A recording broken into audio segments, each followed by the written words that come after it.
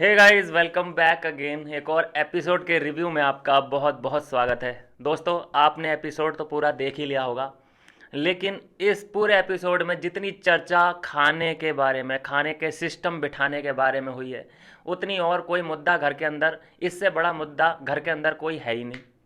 ऐसा क्यों हो रहा है भाई? कोई जो लड़ाई झगड़े देखने को मिल रहे थे अभी 3-4 दिन पहले तक, वो किस वजह से मिल रहे थे? अविनाश की वजह से। अविनाश के ऊपर ये लोग ऐसे टूट के पड़े थे क्योंकि वो हर बात का रिएक्शन दे देता था। अब कहाँ गया? उसने इस हफ्ते सोचा है कि वो शांत रहेगा ऐसे।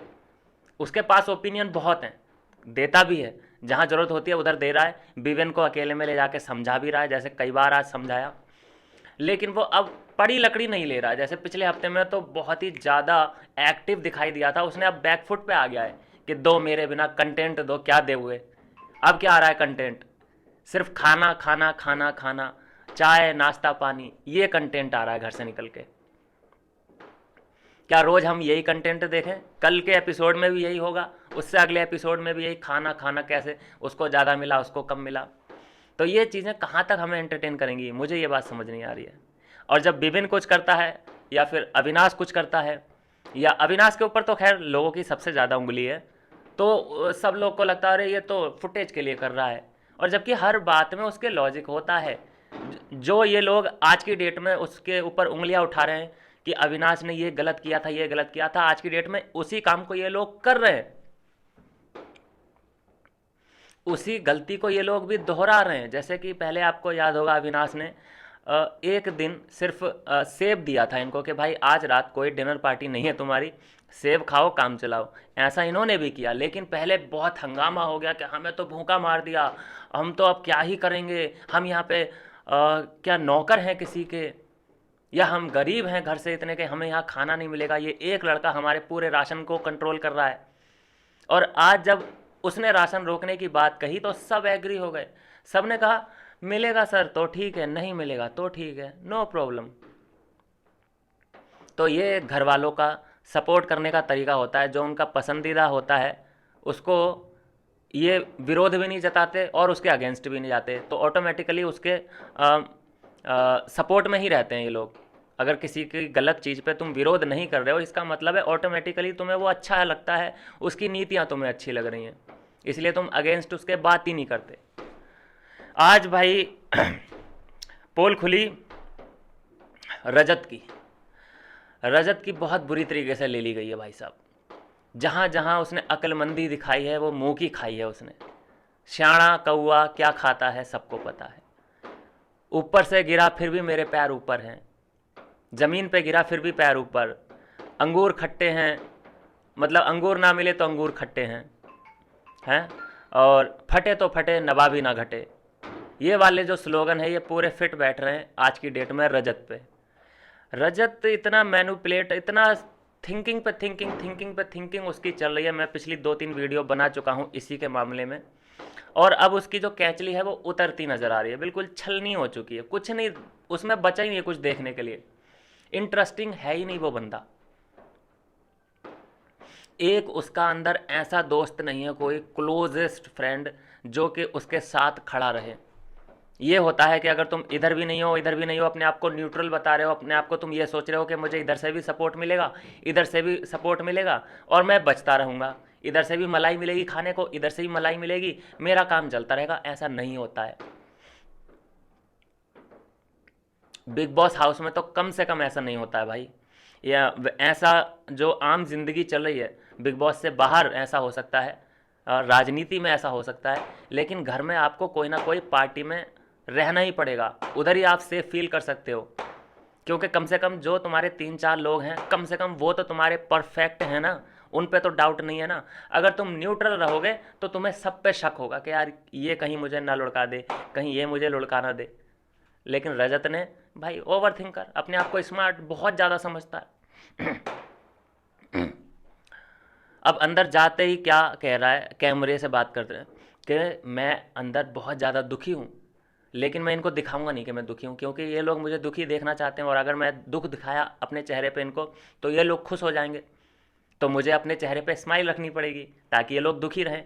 ऐसा ही तो होता है आम जिंदगी में, हम आस पड़ोस में यही तो करते हैं। खैर, ये जो चालाकियाँ हैं ये आम जिंदगी में चल सकती हैं, घर के बाहर आके चल सकती हैं। वो सोचे कि ये अंदर चल जाएंगे उधर कैमरे में,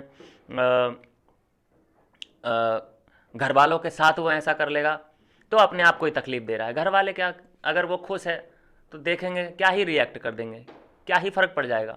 अविनाश वगैरह इतना नोटिस कहाँ करते हैं इसको, बहुत कम नोटिस, इतना ना ही इसके बारे में बात करते हैं वो लोग। वो तो अपने अपने में ही खुश हैं, अपनी एक दूसरे की कंपनी को एंजॉय करते हैं। आपने बैक बिचिंग अगर सबसे ज़्यादा देखी होगी किसी की पूरे सीजन में, तो रजत की ही देखी होगी। सबकी बैक बिचिंग कर करके इसने ऐसा चटनी बना रखी है सभी की, सब के बारे में। और इसीलिए वीकेंड के बाहर का जो प्रोमो आया है उसमें भी दिखाया जा रहा है कि नप रहा है बहुत बुरी तरीके से। बॉडीगार्ड और क्या क्या नाम इसके निकल के सामने आ रहे हैं, अंगरक्षक। और जो कमेंट पढ़ा गया है उसमें भी यही दिखाया जा रहा है, जो दोगलापन इसने दिखाया। एक टाइम तो वो भी था कि जब ये चाहत के अगेंस्ट था, और एक टाइम वो आ गया कि चाहत के सपोर्ट में उतर आया, कि चाहत को अगर किसी ने कुछ बोल दिया या लड़कियों को किसी ने कुछ बोल दिया तो मैं हूँ। और सबसे पहले यही था लड़कियों से भिड़ने वाला, तो इसकी आ गई। और इस बार दिख रहा है कि अविनाश की डांट नहीं पड़ेगी, सबसे बढ़िया बात। और जेल में अब पहुंच चुके हैं रजत दलाल और श्रुति का। इनका कॉम्बिनेशन कैसा बैठेगा अंदर जाके, ये तो आने वाले टाइम में ही पता चलेगा। लेकिन ये कॉम्बिनेशन बेहतरीन बैठाया है भाई। वो वाकई नहीं चाहता था कि श्रुति का अंदर जाए भाई, अकेले में बोला है उसने, सबके सामने भी बोल दिया है। वो सच में ही नहीं चाहता था कि श्रुति का अंदर आए उसके साथ, लेकिन जब वो आ गई, अनाउंसमेंट हो गई, तो उसको एक्सेप्ट करना ही पड़ेगा, खुशी खुशी करना पड़ेगा, रोके भी नहीं कर सकता, क्योंकि फिर और ज़्यादा दिक्कत हो जाएगी। तो ये जो डबल गेम खेलने की कोशिश कर रहा है ना रजत दलाल, एक अपने साथ खेल रहा है ये, दूसरा जो घर वाले हैं उनके साथ खेल रहा है, तीसरा ये जो हमें दिखाना चाहता है, ऑडियंस को जो दिखाना चाहता है ये, तो तीन फ्रंट पे इसने वॉर छेड़ रखी है अपने ही लिए। एक तो एक खुद से लड़ रहा है, घर वालों से लड़ रहा है, और ऑडियंस से भी लड़ रहा है। तो इसका पता नहीं क्या होगा। ऐसे बंदे तो मुझे नहीं लगता कि किसी भी सीज़न को जीतने के लिए कैपेबल हैं, क्योंकि इसका खुद का दिमाग ठिकाने पे नहीं है कि मुझे लिटरली करना क्या है, मेरा माइंडसेट क्या है। क्लियरिटी नहीं है इसके दिमाग में। इससे ज़्यादा क्लियरिटी तो आपको अविनाश के दिमाग में दिख जाएगी भाई, जिससे उसे लड़ना है लड़ना है। कोई उससे प्यार से बोलता है तो वो कर देता है, जैसे कि आज श्रुतिका को बोल दिया कि आपने प्यार से बोला मुझसे। प्यार का भूखा है वो, प्यार से अगर कोई दुश्मन भी बोलता है वो उससे प्यार से हंस के बात कर लेता है। लेकिन इन लोगों ने ऐसा परसेप्शन बना रखा है अविनाश के खिलाफ कि टाइम गॉड बनाने के बाद भी ये लोग सोच रहे हैं, इन लोगों में ही आर्ग्यूमेंट चल रही है कि तुमने उसे टाइम गॉड तो बना दिया विविन को, चलो अच्छा है, लेकिन वो कहीं ना कहीं इन्फ्लुएंस तो होगा उन तीनों से। तो अभी तक उन तीनों का डर इन लोगों के दिमाग में इस कदर हावी है कि वो उस मंडली में बैठता है, वो उन लोगों की बात सुनता है, तो वो नहीं बनना चाहिए था टाइम गॉड, वो हमें हार्म पहुंचा सकता है। बहसबाजियां चल रही हैं कई जगह पर, देखा जा रहा है भाई। करण ने भी इस पर आवाज़ उठाई है, फिर ये माइंड कोच ने भी बात उठाई है, जो कि शिल्पा से बातचीत करते हुए रात में नज़र आ रहे हैं। है सच में ये लोग, और अंदर ही अंदर मान लीजिए शिल्पा पछता भी रही होगी, लेकिन वो बोल नहीं सकती, कर बैठी तो कर बैठी। अब उसको अपने डिसीजन को डिफेंड तो करना ही पड़ेगा। अगर उगल दिया उसने कि यार मैं पछता रही हूँ, कैमरे में रिकॉर्ड हो जाएंगी बातें सारी, फिर कहाँ जाएगी बच के। तो खैर दोगलापन बाप मतलब दिख सकता है, तो इसलिए उसको अपने ही डिसीजन को डिफेंड करना पड़ेगा। ये वाला सीन हो चुका है। बात करें थोड़ी सी करण की भी कर लेते हैं भाई। करण का वन लाइनर अभी तक छूट नहीं रहा है। वन लाइनर के लिए कई बार बोला गया है, लेकिन वन लाइनर छूट ही नहीं रहा है। बस वन लाइन बोले करण अपने अलग, वन लाइन बोला और बस अलग। ये कोई प्रॉपर टॉक देखने को ही नहीं मिल रही है उसकी। जोक मारेगा, बीच में आके एक जोक मार के चला जाएगा और समझेगा कि बस अपुनिच हीरो है। तो ये कहीं से कहीं तक। अब अविनाश ने बात थोड़ी सी अविनाश की इसलिए करनी पड़ी क्योंकि है कुछ ना बात। देखिए अविनाश ने जब इन लोगों को कंटेंट देना बंद किया है तो चाहत पांडे आज दिखाई नहीं रही है। चाहत पांडे का कंटेंट बंद। अब देखना वो कुछ ना कुछ निकालेगी, क्या करेगी, कुछ ना कुछ तो करेगी।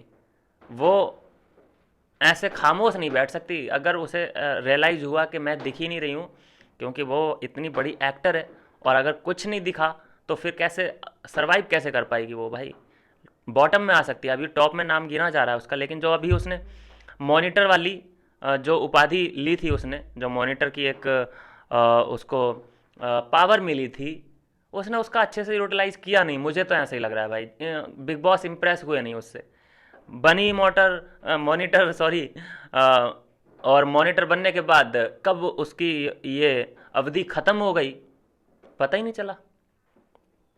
तो इसका मतलब ये है कि वो ज़्यादा इम्पैक्ट डाल नहीं पाई है पूरे अपने मॉनिटर काल में।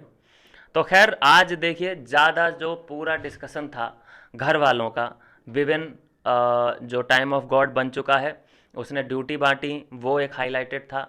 दूसरा, पूरे एपिसोड में फूड के ऊपर डिस्कशन हुआ है, फूड फूड फूड फूड। बस यही सबसे बड़ा मुद्दा घर के अंदर पहले दिन से ही बना हुआ है, और पता नहीं कितने दिन देखने को और मिलेगा। लेकिन रजत दलाल, सबसे इंटरेस्टिंग फैक्ट मैं बताता जाऊं कि रजत दलाल और श्रुति का एक जगह हैं जो सबसे ज़्यादा बोलने वाले अंदर प्राणी हैं।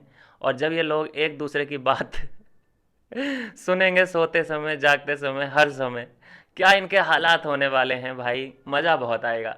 बहुत इंटरेस्टिंग गेम हो गया है। टाइम ऑफ गॉड विवेन को बना दिया है, जो कि बहुत अच्छे फैसले लेगा, मुझे तो ऐसे ही लग रहा है। वो फेयर खेलने की ज़रूर कोशिश करेगा, उसका सब कुछ ठीक ही चल रहा है। अगर वो अंट शंट करने की कोशिश करेगा तो उसका नुकसान हो सकता है। अंट संट तो वो बंदा कर सकता है जिसका कुछ भी चल ही ना रहा हो घर के अंदर, जैसे शहजादा है, बग्गा पाजी हैं, चाहत है, श्रुतिका है। इन लोगों को कुछ अंट संट करना पड़ेगा, तब जाके ये सर्वाइव कर सकते हैं। लेकिन विपिन को कुछ भी अंट शंट करने की ज़रूरत नहीं है, जो वो कर रहा है, जैसी उसकी पर्सनैलिटी है, बस उसी ट्रैक पे वो चल पड़े। ट्रॉफी उसका इंतज़ार कर रही है। मैं बस देखना चाहता हूँ कि जो लगभग फेयर बंदे हैं, जिसने पूरे सीज़न भर जो हमें एंटरटेन और कंटेंट देने की कोशिश कर रहा है, अविनाश भी है, तो वो कम से कम टॉप 4 टॉप 3 तो डिज़र्व करता है मेरे हिसाब से। बाकी कैसा लगा आपको भी एपिसोड, ज़रूर अपनी राय देने देना, और मैं मिलूँगा नेक्स्ट वीडियो में नई अपडेट के साथ।